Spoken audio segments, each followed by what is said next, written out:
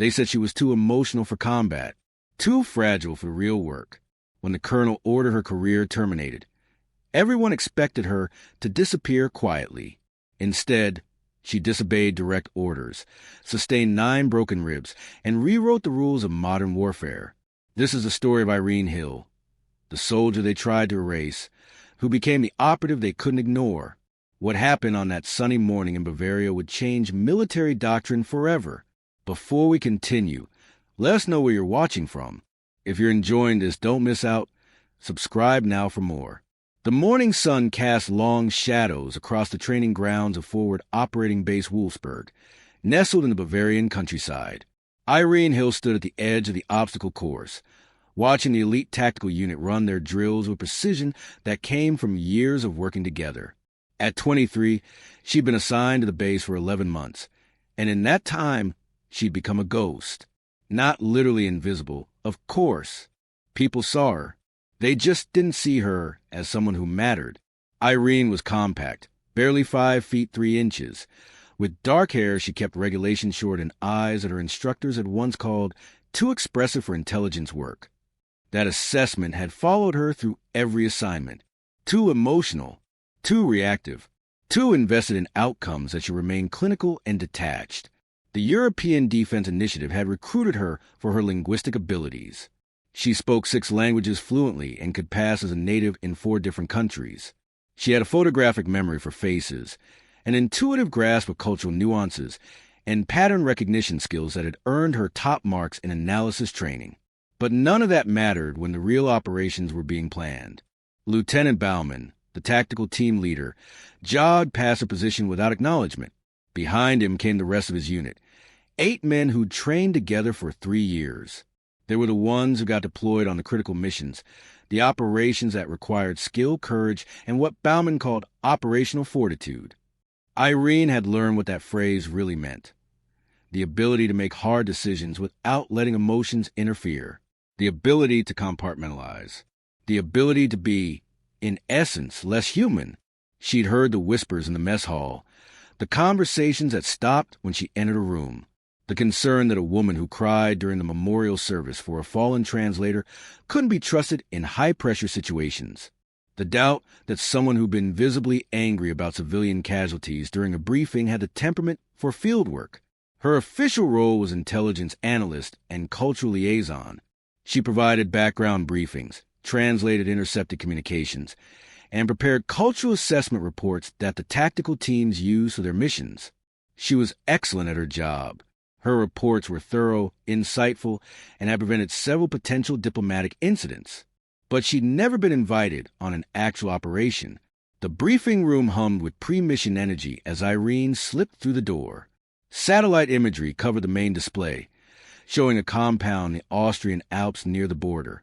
She recognized the area immediately, had studied it extensively during her off-duty hours. The region was a known transit point for black market weapons, and intelligence suggested a major transaction was scheduled for the coming week. Colonel Victor Brenner stood at the front of the room, his weathered face set in its usual expression of controlled authority. Brenner had commanded Wolfsberg for 2 years, and his philosophy was simple. Emotions were liabilities, and soldiers who couldn't control them were dangerous. Today's briefing concerns Operation Steinadler, Brenner announced, his German accent precise. We've confirmed that a significant weapons cache is being moved through the Salzburg corridor. Our mission is surveillance and intelligence gathering only. No engagement unless absolutely necessary. Irene took her usual seat near the back, her tablet ready. As Brenner outlined the operation, she noticed something that made her pulse quicken. The compound he'd identified was the wrong one. The satellite imagery showed a legitimate storage facility that happened to be near the actual target. She'd been tracking the weapons network for months in her personal time, cross-referencing shipping manifests, border crossing patterns, and known operative movements. The real compound was 3 kilometers east, hidden in a valley that didn't appear on standard military maps. She raised her hand hesitantly. "Sir, if I may—" "Analyst Hill," Brenner interrupted, not unkindly but with the tone of someone addressing a child. "You'll receive the full briefing packet for translation work. We don't need cultural assessment at this stage." "Sir, It's not about cultural assessment. The compound you've identified isn't the primary target. The actual. Hill. Brenner's voice carried a warning edge now. I have satellite confirmation, signals intelligence, and 3 separate source reports. Unless you have intelligence in the field that supersedes classified operational data, I suggest you wait for your assignment. Around the room, she felt the familiar weight of dismissive glances. Bauman smirked slightly. His second-in-command, a sergeant named Kellerman, shook his head almost imperceptibly. Irene swallowed her objection and nodded. Yes, sir. The briefing continued, and Irene took meticulous notes while her mind raced. She'd spent 11 months being ignored, being dismissed as too emotional, too inexperienced, too female. She'd accepted her role, done her job with quiet competence, and hoped that eventually her work would speak for itself. But this was different. This wasn't about her pride or her desire to prove herself. This was about 8 soldiers being sent to the wrong location, while the actual weapons transfer happened 3 kilometers away. If Brenner's team set up surveillance on the decoy compound, they'd miss the entire operation. Worse, if the weapons network realized they'd been targeted, they'd disappear underground for months. After the briefing dispersed, Irene approached Brenner's aide, a captain named Friedrich who'd always been professionally courteous to her. Captain, I need 5 minutes with the colonel, she said. It's about the Steinadler operation. Friedrich glanced toward Brenner's office, then back at Irene with something resembling sympathy. Hill, the colonel's made his decision. The mission brief is locked, unless you have new intelligence. I do have new intelligence, Irene insisted. I've been tracking this network independently. The compound he's targeting is a diversion. Independently? Friedrich's expression shifted from sympathy to concern. Hill, are you conducting unauthorized intelligence operations? The question hung in the air like an accusation. Irene realized her mistake immediately. In her eagerness to be useful, to contribute beyond her assigned role, she'd been analyzing intelligence data outside her official duties. She'd used publicly available information, cross-reference it with declassified reports, and build a comprehensive picture of the weapons network through methods that were, technically, within regulations. But the implication that she'd been operating outside her authority was damaging. I've been studying publicly available information, Irene said carefully, building my own analysis to improve my understanding of the operational environment. It's all within. Hill. Friedrich's voice was gentle but firm. I'm going to give you some advice. Stop trying to be something you're not. You're an analyst, a good one, but you're not a field operative and you're not an intelligence officer. Do your job and let the people with operational experience do theirs. Irene felt heat rising in her cheeks, the emotional response that everyone always pointed to as evidence of her unsuitability. She forced herself to speak calmly. And if the intelligence is wrong, if the team deploys to the wrong location, then they'll adapt, Friedrich replied. That's what trained operatives do. Now, I suggest you get started on the translation work you've been assigned. Irene walked back to her quarters, her hands trembling with frustration. Not anger, exactly. Frustration. The bone-deep weariness of being right and being ignored, of seeing a problem and being told to stay in her lane. In her small room, she pulled out the detailed maps she'd been compiling. The real compound was marked in red, along with access routes, defensive positions, and optimal surveillance locations. She'd spent months building this intelligence picture, and it was being dismissed because she'd shown emotion at a memorial service. That night, Irene made a decision. She couldn't change the mission parameters. She couldn't convince Brenner to listen to her.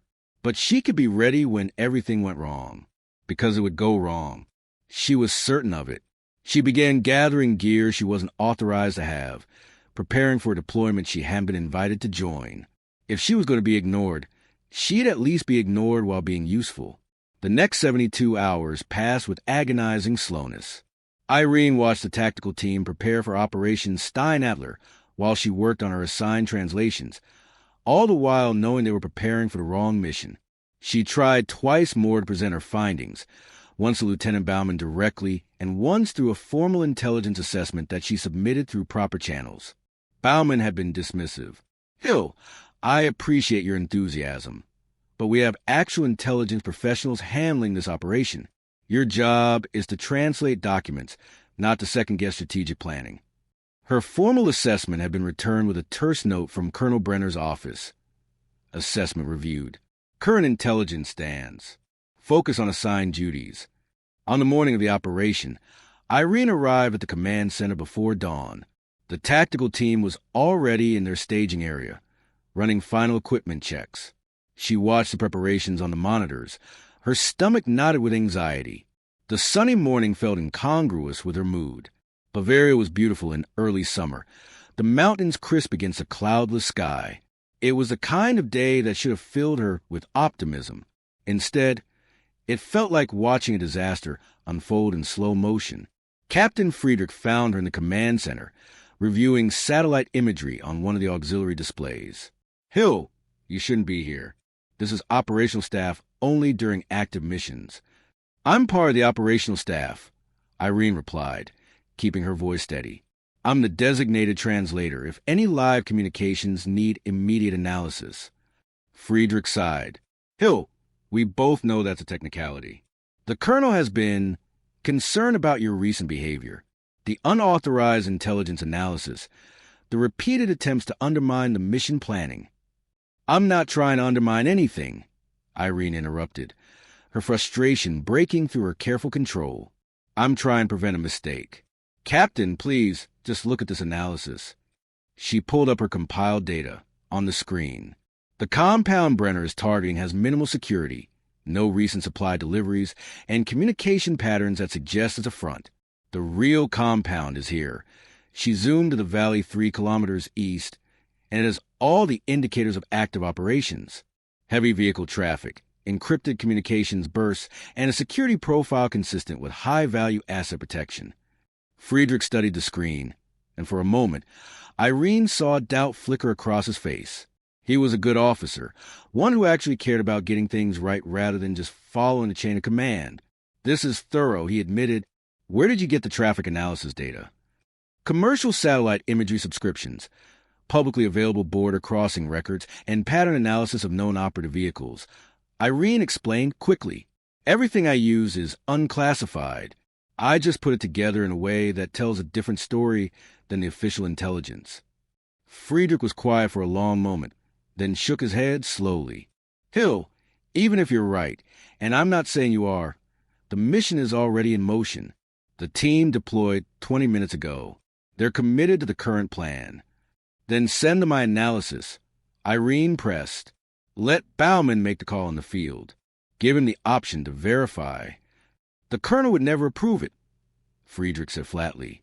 And honestly, Hill, between you and me, he's looking for reasons to transfer you out of this unit. The too emotional assessment isn't going away, and you challenging every operational decision is making it worse. If I forward your analysis now, after the mission is already launched, it's going to be seen as insubordination. The truth of his words hit Irene like cold water. She wasn't just fighting to be heard on this mission. She was fighting for her entire career. Every time she pushed back, every time she showed frustration or passion, it reinforced a narrative that she couldn't control her emotions, that she was unsuitable for this work. So what am I supposed to do? She asked quietly. Just watch them go to the wrong location? Just accept that my analysis will be ignored because I'm too emotional? I'm sorry, Hill, Friedrich said, and he genuinely sounded like he meant it. Sometimes being right isn't enough. Sometimes you have to choose between being right and being listened to in the future. He left her alone in the command center, surrounded by screens showing a mission that was proceeding exactly as planned toward exactly the wrong target. Irene stared at the monitors for several minutes, her mind racing. Friedrich was right about one thing. Challenging the operation now would end her career at Wolfsberg. Brenner was already looking for justification to transfer her, to remove the emotional analyst who couldn't stay in her lane. But Friedrich was also wrong about something crucial. Being listened to in the future didn't matter if the present mission failed. And more importantly, being listened to didn't matter if soldiers got hurt because she'd stayed quiet to protect her career. Her formal assessment had been returned with a terse note from Colonel Brenner's office. Assessment reviewed. Current intelligence stands. Focus on assigned duties. On the morning of the operation, Irene arrived at the command center before dawn. The tactical team was already in their staging area, running final equipment checks. She watched the preparations on the monitors. Her stomach knotted with anxiety. The sunny morning felt incongruous with her mood. Bavaria was beautiful in early summer, the mountains crisp against a cloudless sky. It was the kind of day that should have filled her with optimism. Instead, it felt like watching a disaster unfold in slow motion. Captain Friedrich found her in the command center, reviewing satellite imagery on one of the auxiliary displays. "Hill, you shouldn't be here. This is operational staff only during active missions." "I'm part of the operational staff," Irene replied, keeping her voice steady. "I'm the designated translator if any live communications need immediate analysis." Friedrich sighed. "Hill, we both know that's a technicality. The colonel has been concerned about your recent behavior, the unauthorized intelligence analysis, the repeated attempts to undermine the mission planning." "I'm not trying to undermine anything," Irene interrupted, her frustration breaking through her careful control. "I'm trying to prevent a mistake. Captain, please, just look at this analysis." She pulled up her compiled data on the screen. The compound Brenner is targeting has minimal security, no recent supply deliveries, and communication patterns that suggest it's a front. The real compound is here. She zoomed to the valley 3 kilometers east, and it has all the indicators of active operations. Heavy vehicle traffic, encrypted communications bursts, and a security profile consistent with high-value asset protection. Friedrich studied the screen, and for a moment, Irene saw doubt flicker across his face. He was a good officer, one who actually cared about getting things right rather than just following the chain of command. "This is thorough," he admitted. "Where did you get the traffic analysis data?" "Commercial satellite imagery subscriptions, publicly available border crossing records, and pattern analysis of known operative vehicles," Irene explained quickly. "Everything I use is unclassified. I just put it together in a way that tells a different story than the official intelligence." Friedrich was quiet for a long moment, then shook his head slowly. "Hill, even if you're right, and I'm not saying you are, the mission is already in motion. The team deployed 20 minutes ago. They're committed to the current plan." "Then send them my analysis," Irene pressed. "Let Baumann make the call in the field. Give him the option to verify." "The colonel would never approve it," Friedrich said flatly. "And honestly, Hill, between you and me, he's looking for reasons to transfer you out of this unit. The too emotional assessment isn't going away, and you challenging every operational decision is making it worse. If I forward your analysis now, after the mission is already launched, it's going to be seen as insubordination." The truth of his words hit Irene like cold water. She wasn't just fighting to be heard on this mission. She was fighting for her entire career. Every time she pushed back, every time she showed frustration or passion, it reinforced a narrative that she couldn't control her emotions, that she was unsuitable for this work. "So what am I supposed to do?" she asked quietly.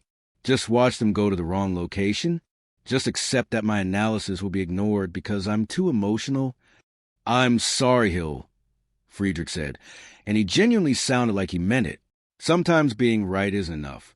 Sometimes you have to choose between being right and being listened to in the future."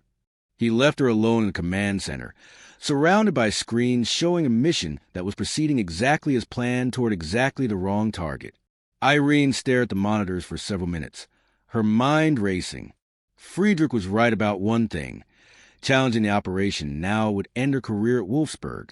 Brenner was already looking for justification to transfer her, to remove the emotional analyst who couldn't stay in her lane. But Friedrich was also wrong about something crucial. Being listened to in the future didn't matter if the present mission failed. And more importantly, being listened to didn't matter if soldiers got hurt because she'd stayed quiet to protect her career. The mountain road twisted through dense pine forests, each turn revealing breathtaking views of the alpine valleys below. Under different circumstances, Irene might have appreciated the beauty. Today, she barely noticed. Her mind was focused on the compound ahead and the rapidly narrowing window of opportunity.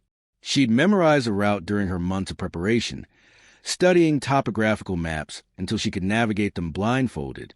The real compound sat in a glacial valley, accessible by only 2 roads.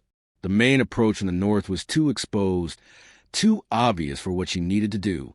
Instead, she took the southern route, a narrow forestry track that climbed higher into the mountains before descending toward her target. Her radio crackled with increasing urgency as Base Command realized what she'd done.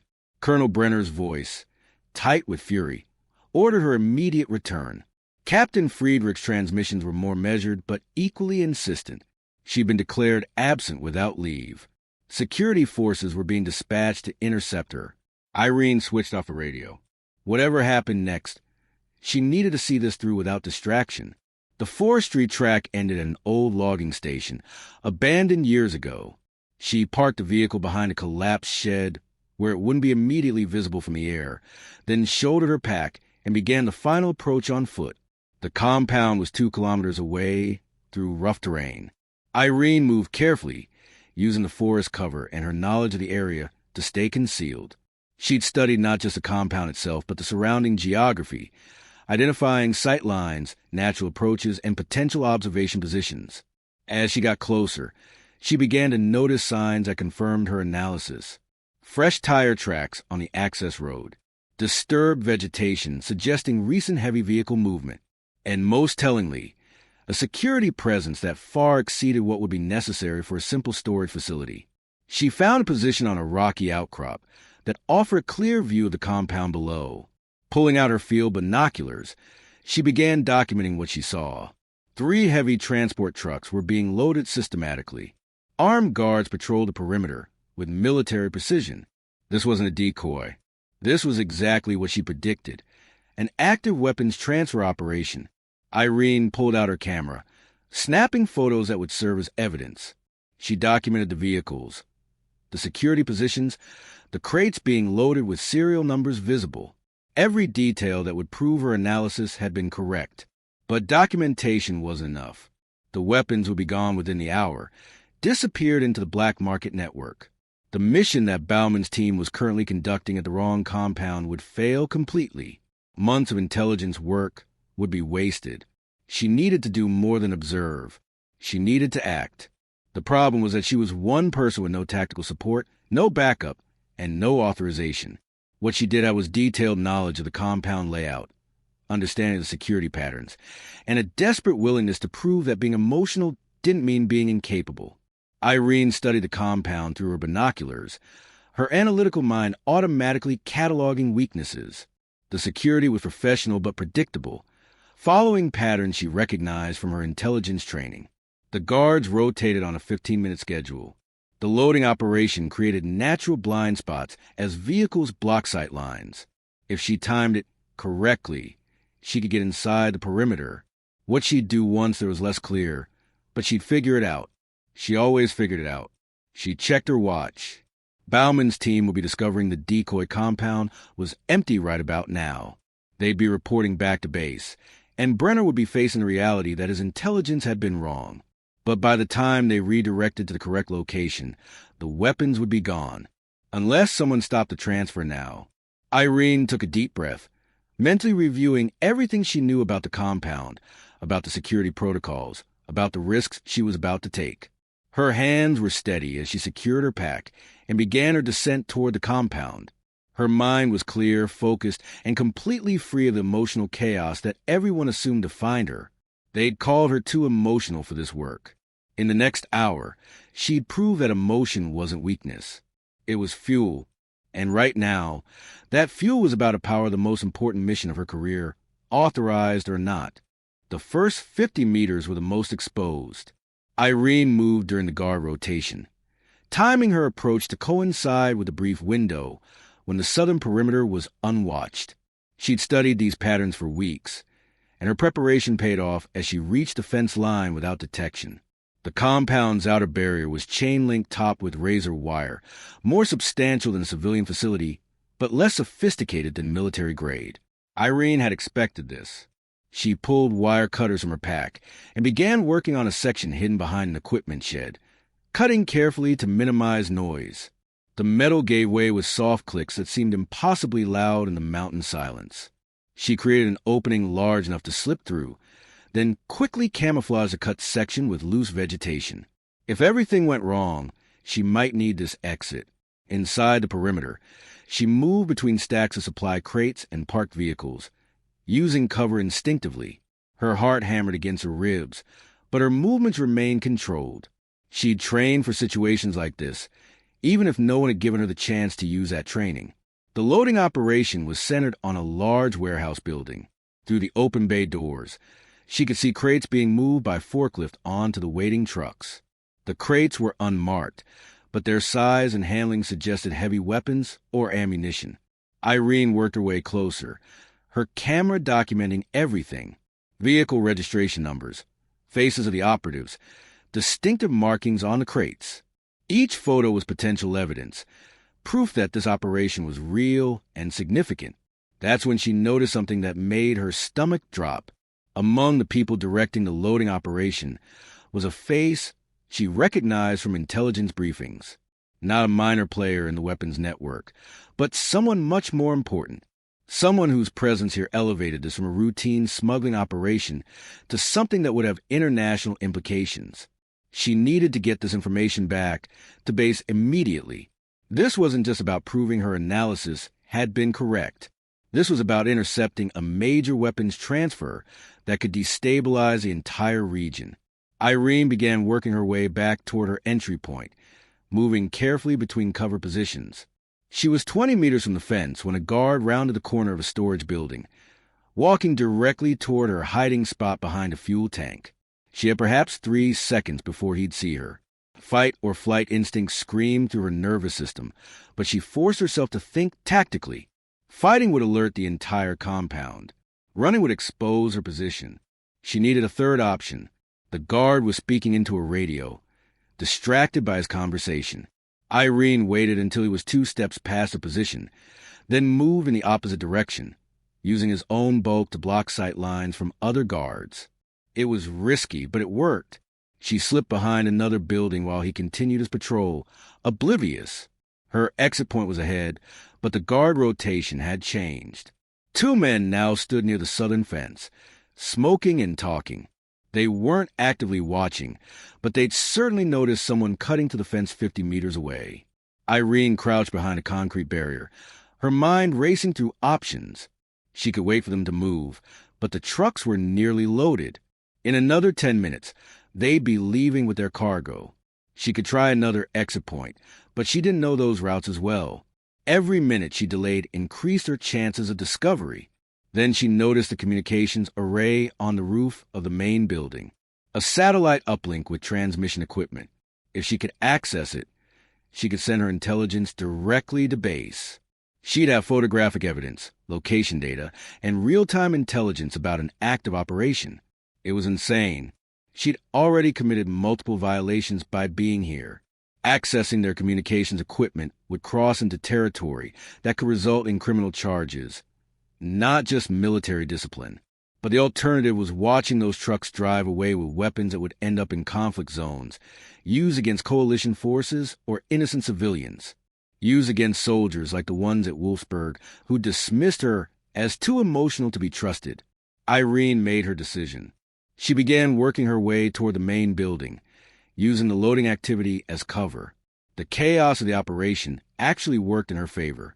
People were focused on the trucks, on the schedules, on meeting their timeline. No one was looking for a small woman in tactical gear who moved like she belonged there. She reached the building service entrance and tested the door. Locked, but standard commercial lock. She'd picked locks like this dozens of times during training. Her hands worked automatically, feeling for the pins, applying precise pressure. The lock clicked open. Inside, she found herself in a maintenance corridor that matched the layout she'd memorized from satellite imagery and architectural databases. The communications room would be on the 2nd floor, accessible by the eastern stairwell. As she climbed the stairs, Irene wondered if this was how Jessica Martinez had fell on that ridge in Afghanistan. Alone, unauthorized, operating purely on conviction that she was doing the right thing despite every regulation, an order telling her to stop. Sometimes being right meant being willing to risk everything. The communications room was exactly where Irene expected it, behind a door marked with standard security warnings. She picked the lock with practiced efficiency, her fingers steady despite the adrenaline flooding her system. Inside, banks of equipment hummed quietly, screens displaying encrypted data streams and satellite feeds. She immediately set to work, connecting her camera to their uplink system. The technology was commercial grade, probably purchased through legitimate channels to avoid suspicion. That made it easier to interface with her equipment. While the photos uploaded, she accessed their communication logs, downloading recent transmissions. The encryption would take base intelligence days to crack, but the metadata alone would be valuable. Timestamps, frequencies, recipient identifiers, all pieces of a larger puzzle. She was so focused on the technical work that she almost missed the sound of footsteps in the corridor outside. Irene froze, her hand hovering over the keyboard. The footsteps paused outside the door. She locked it behind her, but that would only slow someone down, not stop them. Her eyes scanned the room for exits. One door, no windows. She was trapped. The door handle rattled. Then a voice called out in German, asking if someone was inside. Irene remained silent, barely breathing. After a moment, the footsteps moved away. She had minutes at best before they returned with keys or simply forced the door. She needed to finish the upload and get out. Her fingers flew across the keyboard, forcing the system to prioritize her data transmission over their encrypted channels. 90% uploaded. 95%. The footsteps were returning, this time with multiple people. Voices debated who had authority to access the communications room. Someone mentioned calling the site supervisor. 100%. The upload completed just as a key turned in the lock. Irene grabbed her camera and dove behind a server rack as the door opened. 3 men entered, speaking rapidly in German about a potential security breach. One moved directly toward the computer station, where she'd been working moments before. She was cornered with no viable exit. Fighting 3 armed men was an option. Surrendering would mean capture by a criminal weapons network, not something covered in any training manual. She needed a distraction, something to create an opening. Her eyes fell on the emergency fire suppression system panel on the wall. Not ideal, but it would work. She reached up and yanked the manual activation handle. Alarms shrieked through the building as halon gas began flooding the room. The 3 men shouted in confusion, covering their faces as they stumbled toward the exit.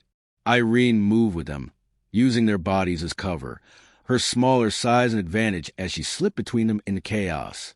She made it to the corridor and ran toward the stairwell. Behind her, she heard shouts as someone realized an intruder had activated the system. The entire compound would be on alert now. Every guard would be searching for whoever had breached their security.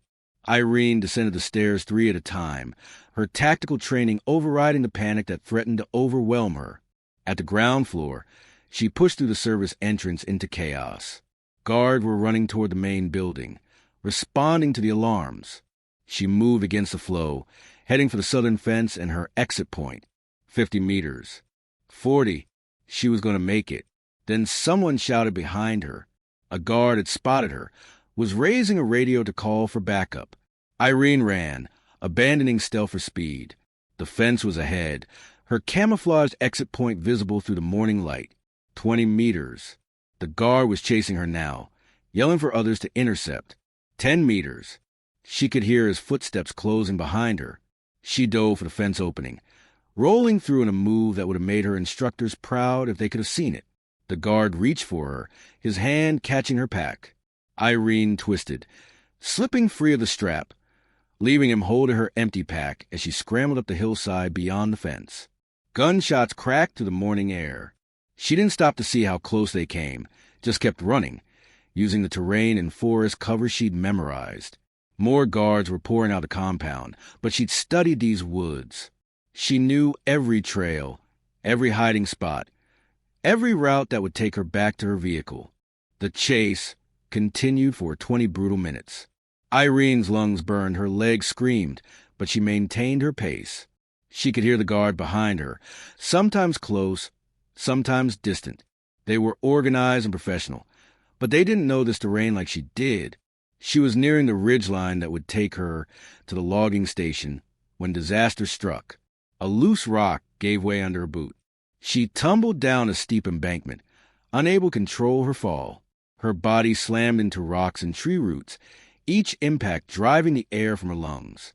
She came to rest at the bottom of a ravine, pain exploding through her chest with every breath. Something was very wrong. Her ribs felt like shattered glass grinding against each other. She tried to stand and nearly blacked out from the agony. Medical training, even through pain. Broken ribs, multiple, possibly 9 based on the distribution of pain. Potential punctured lung, given the difficulty breathing. She needed immediate medical attention. The guards were getting closer. She could hear them calling to each other, coordinating their search pattern. If they found her injured like this, she was finished. Irene forced herself to move. Every step was agony, every breath a struggle. But she'd come too far, sacrificed too much, to give up now. The mission data had been transmitted. Base had the intelligence they needed. She just had to survive long enough for it to matter. The pain was unlike anything Irene had experienced. Each breath felt like knives carving through her chest. Each movement sent fresh waves of agony radiating from her damaged ribs. Medical training told her she should stop, should stay still, should wait for help. Survival instinct told her that stopping meant capture or death. She moved through the forest like a wounded animal, using trees for support, biting back screams when her broken ribs shifted. The guards were close enough that she could hear their conversations. They knew someone had breached security, had accessed their communication systems. They were searching with lethal intent. The logging station was still half a kilometer away. Under normal circumstances, that was a 10-minute hike. In her current condition, it felt impossible. But Irene had spent 11 months being told she was impossible, being told she was too emotional, too weak, too unsuited for this work. Those assessments had been wrong. This impossibility would be wrong, too. She focused on small goals. Reach that tree, make it to that rock outcrop, cross that stream. Each tiny victory was a battle against her body's desperate signals to stop, to rest, to surrender to the pain. Behind her, the guards were spreading out, covering more ground. Professional tactics that would eventually find her if she didn't move faster. But moving faster meant more pain, meant risking further injury to potentially punctured lungs. A burst of voices came from her left, closer than before. They'd found her trail, were tracking the disturbed vegetation and occasional blood drops from where branches had torn her skin during the fall. She needed to break the trail, confuse her pursuit. There was a stream ahead, shallow but running fast with mountain snowmelt. Water wouldn't hide her completely, but it would make tracking harder. Irene stumbled into the cold current, gasping as the shock of it momentarily overwhelmed even the pain in her chest. She moved downstream for 200 meters before climbing out on the opposite bank. Her movements were clumsy now, pain and cold taking their toll. But she'd bought herself time. The guards would have to search both banks, would lose precious minutes finding where she'd exited. The logging station appeared through the trees like salvation. Her vehicle was still where she'd hidden it, undiscovered. She'd made it. Against every odd, despite injuries that should have stopped her, she'd made it. Irene collapsed against the vehicle, fumbling for the keys with numb fingers. Starting the engine felt like a miracle. Driving was going to be torture with her broken ribs, but she'd manage. She always managed. The forestry road seemed endless. Every bump sent fresh agony through her chest. Twice she nearly passed out from the pain, only keeping the vehicle on the road through sheer will. But gradually, the adrenaline that had sustained her began to fade, replaced by a creeping numbness that was almost worse than the pain. Her vision was starting to tunnel when she reached the main road. The Austrian border was ahead, and beyond it, safety. She just had to hold on a little longer. That's when she saw the checkpoint. Austrian border police, but behind them, military vehicles. The base had clearly coordinated with Austrian authorities. They were looking for her. Irene's training wrestled with her injuries as she approached. She couldn't run this checkpoint, couldn't fight through it. Her only option was to face whatever came next. She pulled the vehicle to a stop, and immediately Austrian police surrounded her, weapons drawn. Through the haze of pain, she saw Colonel Brenner emerging from one of the military vehicles, his face a mask of fury. The door was yanked open, and hands pulled her from the vehicle. The movement sent such intense pain through her chest that the world went white. When her vision cleared, she was on the ground, Brenner standing over her.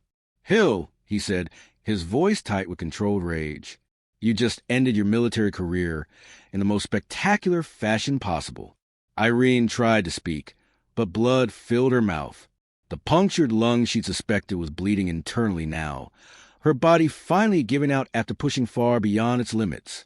Medical personnel were pushing forward, assessing her injuries with professional efficiency. She heard someone say 9 broken ribs and internal bleeding and immediate evacuation. As they loaded her onto a stretcher, Irene managed to focus on Brenner one last time. Through the pain and gathering darkness, she forced out 3 words: "Check the transmission." Then the darkness claimed her, and she knew nothing more. Irene woke to the sterile white ceiling of a military hospital, her chest wrapped in bandages so tight she could barely draw a breath. Pain medication dulled the worst of the agony, but every small movement reminded her of the 9 broken ribs, the punctured lung, the internal bleeding that had nearly killed her. A nurse noticed her stirring and immediately began checking vital signs. "You're awake. Good. You've been unconscious for 18 hours. You're lucky to be alive, specialist." Lucky wasn't the word Irene would have chosen. She tried to speak, but her throat was raw from a breathing tube they'd used during surgery. The nurse offered water, helped her take small sips. "Where am I?" Irene finally managed. "Medical facility at Ramstein Air Base. They flew you here from Austria after stabilizing you in the field." The nurse's expression was professional but not unkind. "You have visitors waiting. Colonel Brenner has been here 3 times. There are also 2 officers from military police." Of course there were. Irene closed her eyes, trying to prepare herself for what came next. She disobeyed direct orders, stolen military equipment, conducted an unauthorized intelligence operation on foreign soil, and breached a civilian facility. The list of violations was extensive enough to warrant a court-martial, possibly even criminal charges. But she'd also transmitted intelligence about a major weapons transfer. She'd documented high-value targets and provided actionable information. Whether that matter depended entirely on what Base Command had done with her transmission. The door opened, and Colonel Brenner entered, his expression unreadable. He dismissed the nurse with a gesture and stood at the foot of her bed, studying her for a long moment. "Specialist Hill," he said finally, "I've spent the past day trying to decide whether to have you arrested or commended. It's been an interesting dilemma." Irene's voice was hoarse. "Did you verify the intelligence, sir?" Brenner's jaw tightened. "We did. Your transmission reached Base Command approximately 40 minutes before Lieutenant Bauman's team reported that the target compound was a decoy. By the time we redirected assets to the correct location, the weapons transfer had already begun evacuation procedures." Her heart sank. She'd failed. Despite everything, despite the risks and the injuries and the sacrifice, she'd failed to stop the transfer. "However," Brenner continued, his tone shifting slightly, "the intelligence you provided included photographs of 3 high-value targets we've been tracking for 18 months. Within 6 hours, we'd coordinated with Austrian authorities and Interpol to intercept the convoy. All 3 targets are now in custody, along with enough weapons to supply a small army." Irene stared at him, trying to process through the medication haze. "You stopped them?" "We stopped them," Brenner confirmed, "because of intelligence you obtained through unauthorized means, in direct violation of my orders, while conducting an operation that should have gotten you killed." He paused, his expression hardening. "Hill, what you did was reckless, dangerous, and a complete violation of military discipline." "Yes, sir." There was nothing else to say. He was right. It was also, Brenner continued slowly, as if the words cost him something, the most effective intelligence operation conducted from Wolfsberg in the past 2 years. The weapons you helped intercept would have ended up in conflict zones across 3 continents. The targets we captured are providing intelligence on networks we couldn't penetrate through conventional means. By any objective measure, your unauthorized mission was a significant success. He pulled a chair close to her bed. I've been going through your independent intelligence work. All of it. Hill, you've been conducting analysis that rivals our dedicated intelligence officers. The terrain mapping, the pattern recognition, the network analysis, it's all exceptional work. Work that should have been recognized and utilized instead of dismissed as inappropriate ambition. The colonel called unauthorized intelligence operations, Irene said. The colonel was protecting himself from admitting he'd missed something important, Friedrich replied. But he's coming around. We both are. Hill, the system failed you. We failed you. You showed initiative and capability that should have been encouraged, and instead we told you to stay in your lane. What happens now? Irene asked. Friedrich's expression was complicated. Honestly, I don't know. The investigation is ongoing. You'll likely face some form of disciplinary action, though given the results of your operation, it probably won't be severe. But there's also talk of reassignment, of finding a position where your skills can be properly utilized. And the two emotional assessment, being reconsidered, Friedrich said. Turns out that being emotionally invested in the mission doesn't make you a liability. It makes you someone who cares enough to go beyond the minimum requirements. That's something we should be encouraging, not suppressing. After Friedrich left, Irene lay in the hospital bed and tried to process everything. Her career wasn't over. That alone felt like a miracle. But more than that, people were actually listening now, reconsidering their assessments, acknowledging that they'd been wrong. The door opened again, and she expected another investigator. Instead, Lieutenant Baumann entered, looking distinctly uncomfortable. Specialist Hill, he said formally, I won't take much of your time. I just want to say that I was wrong to dismiss your analysis. Your intelligence was accurate, and my refusal to consider it was a failure of leadership on my part.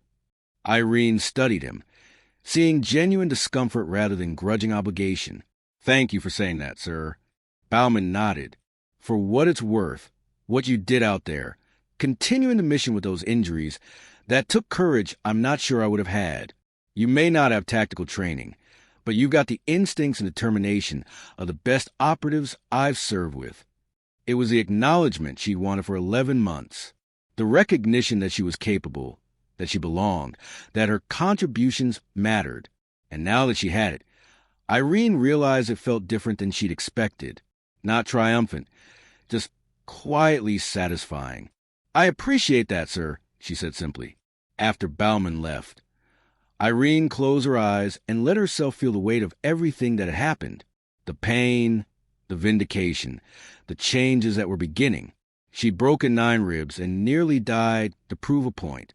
Whether that had been worth, it would depend on what came next. 2 weeks later, Irene sat in a conference room at Ramstein, her ribs still tightly wrapped but healing. The disciplinary review board consisted of 3 senior officers, including a general she'd never met. Colonel Brenner sat to one side, technically present as her commanding officer, but not part of the board itself. General Werner Hartmann, a distinguished officer with 3 decades of service, led the proceedings. His expression was stern as he reviewed the documents before him. Specialist Hill, this board has reviewed your case extensively. The charges against you are serious. Unauthorized absence, theft of military property, conducting intelligence operations without authorization, breaching civilian facilities on foreign soil. Any one of these violations could result in court-martial. Irene sat straight despite the discomfort, her hands folded in her lap. Yes, sir, I understand. However, Hartmann continued, we've also reviewed the intelligence you gathered, the operation you disrupted, and the subsequent arrest that resulted from your actions. The weapons you helped intercept would have caused significant harm. The targets now in custody are providing intelligence that's already leading to additional operations across multiple theaters. He set down the papers and looked at her directly. Specialist Hill, what you did was wrong. Military discipline exists for crucial reasons. The chain of command cannot function if soldiers simply decide for themselves which orders to follow. Yes, sir. But what you did was also necessary, Hartmann said, his tone shifting slightly. You identified a critical intelligence failure. You attempted to correct it through proper channels. When those channels failed, you're faced with choice. Follow orders and watch a major weapons transfer succeed, or act on your own initiative to prevent it. He leaned back in his chair. This board has spent considerable time debating your case. Some members argued for severe punishment to maintain discipline. Others argue for recognition of your exceptional service. We've reached a compromise that we believe addresses both concerns. Irene's heart hammered in her chest, but she kept her expression neutral. You are hereby reprimanded for unauthorized absence and improper use of military resources, Hartmann announced. This reprimand will remain in your permanent record. However, in light of the exceptional results of your operation and the intelligence failures that prompted your actions, this board is also recommending you for the Defense Intelligence Medal for exceptional intelligence work under hazardous conditions. Irene blinked, certain she'd misheard. A reprimand and a medal. Punishment and recognition. It was the most military solution possible. Furthermore, Hartmann continued, you are being reassigned to the European Defense Intelligence Fusion Center in Brussels. Your skills in linguistic analysis, pattern recognition, and independent intelligence assessment are being wasted in a logistics role. The Fusion Center specializes in exactly the type of analysis you've demonstrated capability for. Brussels, a dedicated intelligence position. Everything she'd wanted for 11 months, achieved through the most complicated possible route.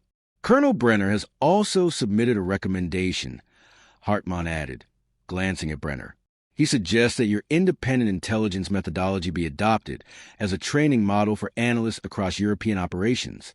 Your approach to open-source intelligence gathering and pattern analysis represents innovative thinking that should be encouraged. Brenner met her eyes across the room, and for the first time, she saw something like respect in his expression. Specialist Hill, Hartmann concluded, you've put this command in a difficult position.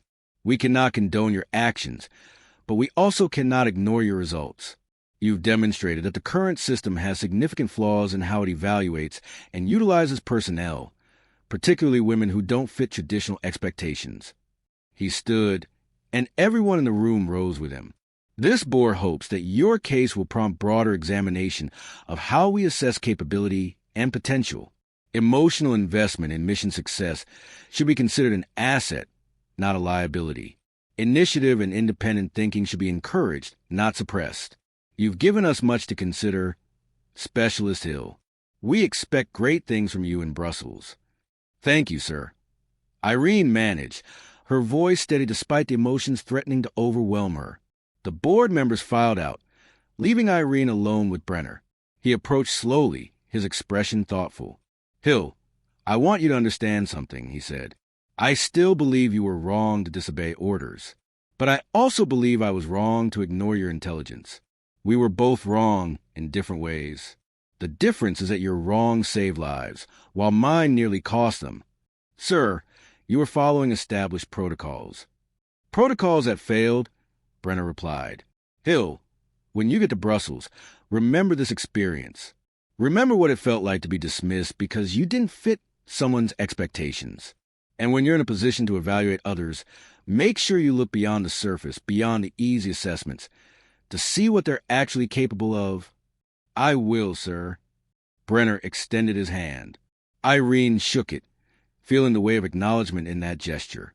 Respect earned the hard way, through sacrifice and results. After he left, Irene sat alone in the conference room, processing everything. She'd been reprimanded and decorated, punished and promoted. It was messy and complicated and perfectly captured the complexity of what she'd done. But more importantly, she'd changed something. Not just her own career trajectory, but the conversation about how capability was assessed, about how emotional investment was viewed, about who deserved opportunities and why. She touched her still healing ribs carefully. 9 breaks that had nearly killed her. 9 breaks that had proven a point impossible to ignore. The pain had been worth it. 6 months after her unauthorized mission, Irene stood in the European Defense Intelligence Fusion Center in Brussels, briefing senior officers from 6 different nations on emerging weapons trafficking patterns. Her analysis was detailed, thorough, and delivered with confidence that came from knowing her expertise was valued. The too emotional label had vanished from her file, replaced by assessments that praised her analytical insight and dedication to mission success. The broken ribs had healed, leaving only faint scars that reminded her the price she'd paid to be taken seriously. But the real changes went beyond her personal situation. Colonel Brenner had kept his word about examining systemic problems. The incident had prompted a review of how female soldiers were evaluated, how emotional investment was assessed, and how independent analysis was encouraged or suppressed. Captain Friedrich had been promoted and transferred to a training command, where he was developing new protocols for recognizing and utilizing analyst capabilities. He'd sent her a message when the new training guidelines were published, crediting her case as a catalyst for change. Lieutenant Baumann had reached out several times, asking for her input on intelligence assessments for his operations. Their professional relationship had transformed from dismissive to collaborative. He'd even recommended several women from his unit for advanced training, citing the lessons learned from underestimating Irene. The 3 high-value targets captured as a result of her operation had provided intelligence that led to 17 additional arrests and the disruption of weapons networks across 4 countries. The operation was now cited in intelligence training as an example of how individual initiative could achieve strategic results. But perhaps the most significant change was a message she received from a young analyst at Wolfsberg, a woman who'd watched Irene's story unfold and been inspired by it. The analyst had been told she was too young, too inexperienced, too unproven for advanced assignments. Now she was pushing back, citing Irene's case as precedent for giving capable people opportunities regardless of how they were initially assessed. Irene kept that message in her desk drawer, a reminder that change rippled outward in unexpected ways. She'd broken 9 ribs and nearly ended her career to prove a point. But in doing so, she'd opened doors for others who'd been similarly dismissed and underestimated. The weapons trafficking briefing concluded with questions from the assembled officers. They treated her analysis seriously, challenged her conclusions respectfully, and integrated her recommendations into operational planning. This was what she wanted all along: to be heard, to contribute, to matter. After the meeting, as she gathered her materials, General Hartmann approached. He'd been present for the briefing, representing German military intelligence. "Excellent work, Analyst Hill," he said. "The promotion to analyst had come with a transfer to Brussels. Your methodology continues to impress. We're seeing similar results from analysts who adopted your approach to open-source intelligence integration." Hartmann studied her thoughtfully.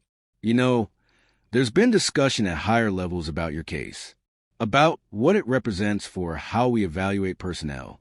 Some resist the implications, of course. Change always faces resistance. But momentum is building." "What kind of change, sir?" "The kind that recognizes that the best soldiers aren't always the ones who fit traditional molds," Hartmann replied. "That emotional investment can be strength rather than weakness. That independent thinking should be encouraged, not suppressed. Your case has become something of a referendum on how modern military forces should identify and develop talent." He paused and added, "There's talk of establishing new evaluation criteria specifically designed to identify people like you, analysts with unconventional approaches who might be overlooked by standard assessments. If that happens, you'll have played a significant role in changing how European military intelligence operates." After Hartmann left, Irene returned to her office and looked out over Brussels. She thought about that sunny morning in Bavaria, about the decision to disobey orders and trust her analysis, about the pain of 9 broken ribs and the longer, deeper pain of being consistently underestimated. She'd paid a high price to be heard, but in paying it, she'd changed the conversation for others who would come after her. That made the broken ribs, the near-death experience, and the complicated aftermath worth it. Her phone buzzed with a message from Captain Friedrich. "New training protocols officially adopted. Your methodology is now taught to all incoming analysts. Thought you'd want to know." Irene smiled and typed a reply. Glad something good came from being too emotional. Friedrich's response came quickly. "Not too emotional. Appropriately passionate. There's a difference, and were finally learning to recognize it. 1 year after the incident that nearly ended her career, Irene found herself back at Forward Operating Base Wolfsberg, not as a dismissed logistics analyst, but as a senior intelligence consultant conducting a training seminar for the base's analytical staff. Walking through the familiar compound felt surreal. The obstacle course where she'd watched Bauman's team train still stood in the same location. The briefing room where she'd been repeatedly dismissed looked unchanged, but everything else had transformed. The analytical staff now included 5 women, 3 of whom had specifically requested assignment to Wolfsberg after hearing about the changes implemented in the wake of Irene's case. The training protocols emphasize independent analysis and encourage personnel to develop expertise beyond their assigned specialties. Most significantly, there was a new position, independent intelligence analyst. The role was designed specifically for personnel who demonstrated capability for unconventional intelligence gathering and analysis. The first person appointed to that position was a young corporal named Elena Kovac, who'd been told she was too creative for standard analytical work.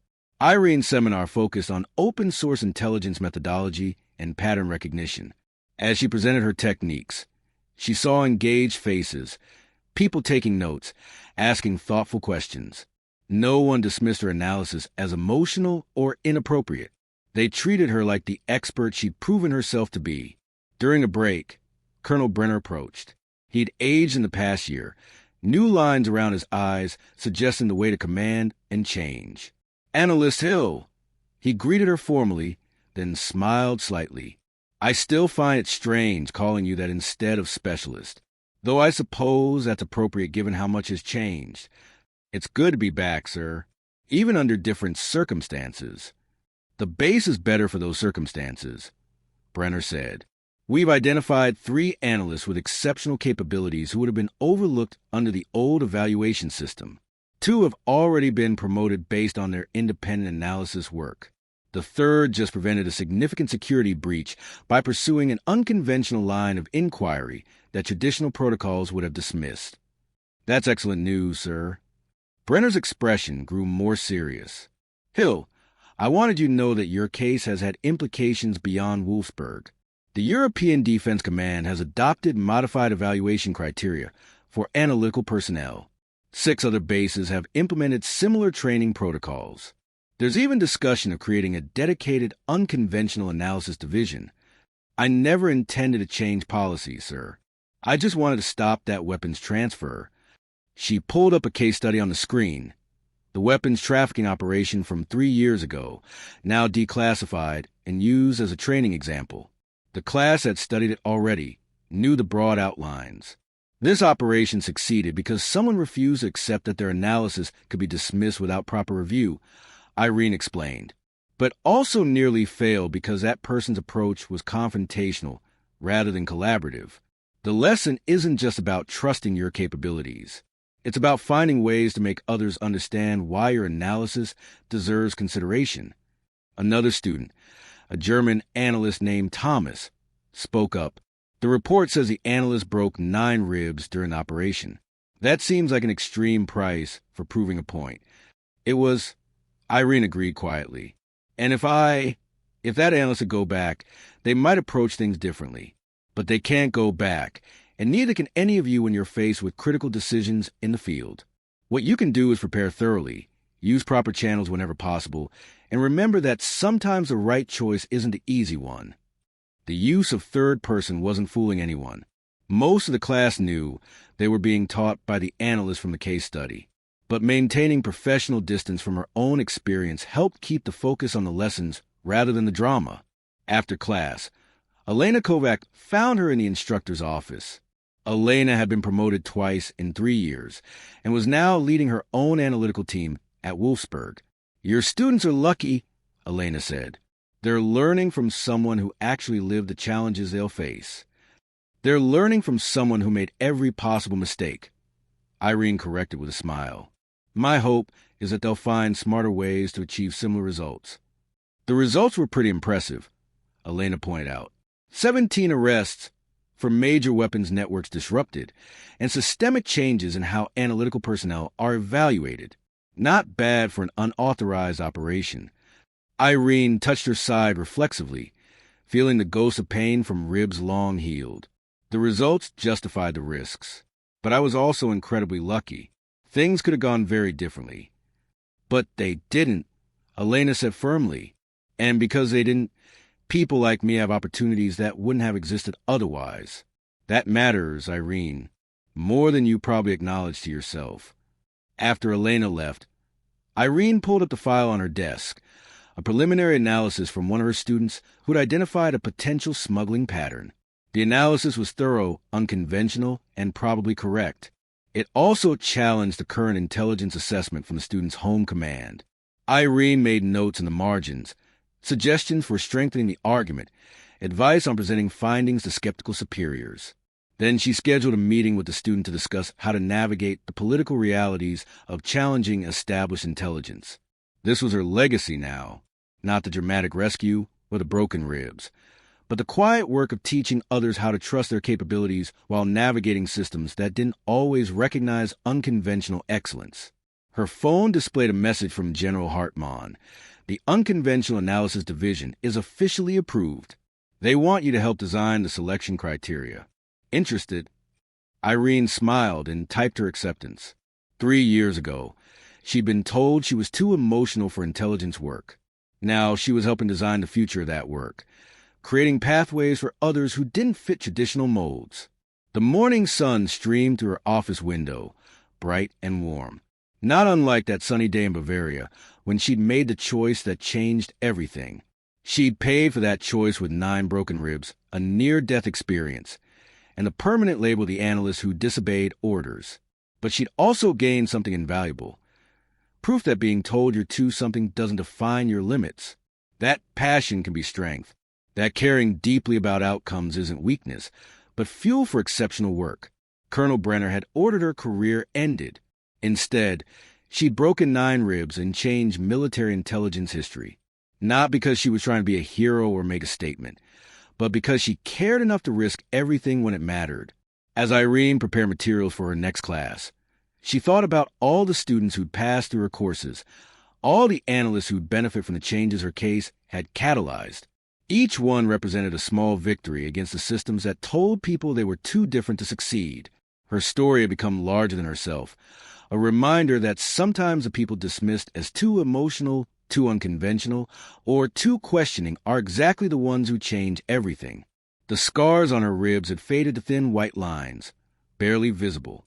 But the impact of that sunny morning in Bavaria would last far longer, rippling through every analyst who learned to trust their capabilities and every commander who learned to recognize excellence in unexpected forms.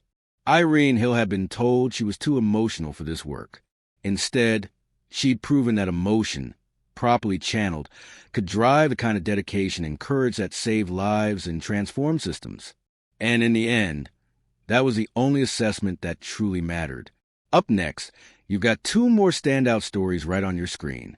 If this one hit the mark, you won't want to pass these up. Just click and check them out. And don't forget to subscribe and turn on the notification bell so you don't miss any upload from us.